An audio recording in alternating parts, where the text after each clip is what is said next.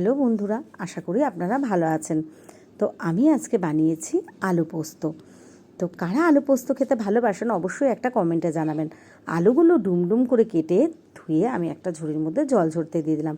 পরিমাণ মতো পোস্ত নিয়ে নিলাম। আমি কিন্তু শিলনোড়ায় বেটে নিয়েছি।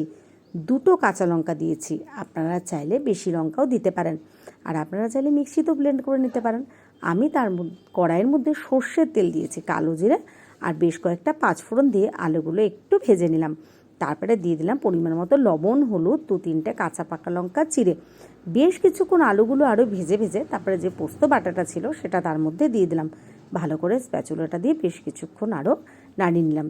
দেখতেই পাচ্ছেন কত সুন্দর। আর আমি কিন্তু হলুদ একদম অল্প দিয়েছি, কারণ আমি সাদা কালার আনবো, একদম কিন্তু হলুদ আনবো না। তারপরে কিছুক্ষণ ঢেকে দিলাম। দেখুন এরকমও কিন্তু একটু জল নামাতে পারেন। শেষে কিন্তু একটু চিনি দিয়ে দিলাম। ভালো লাগলো তো?